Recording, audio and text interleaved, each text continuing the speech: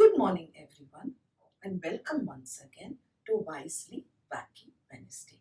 Today is the second Wednesday of the month, and we are back again with Ajicha Gushti, Wise Grandma Tales. Today, I'm going to narrate to you a dialogue between an enlightened master, the Buddha, and one of his favorite disciples, Anand. So one day, in his quiet monastery up in the mountains, Buddha was sitting deep in meditation, wondering, contemplating how he can help humans get rid of their greed. This I want little bug, I want toys, I want books, I want this, I want that. How to help them reduce their wants. As he was deep in contemplation, Anand walked into his chamber. He sat down quietly, such as not to disturb his master. When the master opened his eyes, he saw Anand. Anand looked at him with all his love and reverence and said, Master, you think of the world. Can you please spare a little thought for me? The Buddha smiled ever so lovingly at his disciple and said, Yes, Anand, what do you want? Anand looked at his master with all reverence and said, Oh, master, look at my clothes. They are all worn out. May I please have a new set of clothes? The master looked and smiled.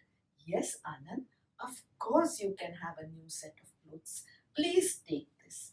Anand received the clothes with deep reverence, thanked the Buddha profusely, and with great gratitude walked to his chambers. As Anand went away, the Buddha thought, Have I missed teaching my favorite disciple something? Let me go and visit him. And Buddha walked to his chamber. Buddha entered the chamber of Anand and looked at Anand ever so lovingly. Anand said, Master. He kept down his book and said, Master, what happened? Buddha said, Anand, do you like your new robes? Anand said, Yes. Buddha said, Do you want anything more? Anand said, No, Master, I have everything I need. Buddha said, But Anand, what did you do to your old robes? Anand smiled. He said, Buddha, that is the bed cover I'm using on my bed. Buddha smiled. He said, That's very good. But then what happened to the bed cover? Anand said, Buddha, that I made into my curtains. Buddha said, Oh, how innovative. But then what happened to the old curtain? Oh, Buddha, that curtain we use to lift hot pots in the community kitchen. Wonderful, said the Buddha. But then what happened to all those pieces of cloth that you all used in the kitchen? Oh, Buddha, they were worn out, so we used them as rags to wipe the floor. Very good. But then what happened to those old rags, dear Anand? Dear Buddha, they were so worn out that we made many wicks from them, one of which is lighting the lamp in your room, spreading light, dispelling darkness. Yes, dear Buddha, we have used it all. Buddha smiled and said, My dear Anand, now you have truly learned to take care of yourself and take care of Mother Earth. Thank you. Buddha walked away. That was the time of Buddha, dear friends, when everything could be recycled.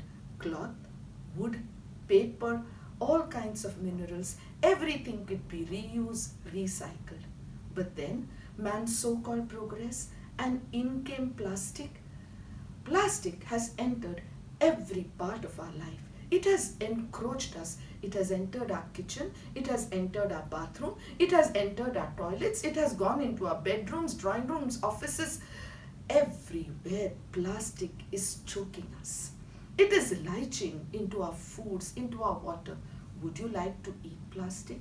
Do you want to drink plastic? No, right? Then with plastic, remember one thing. Plastic is non-biodegradable.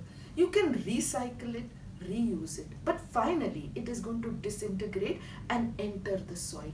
It is never going to be destroyed. It's going to enter your food. It's going to enter your water.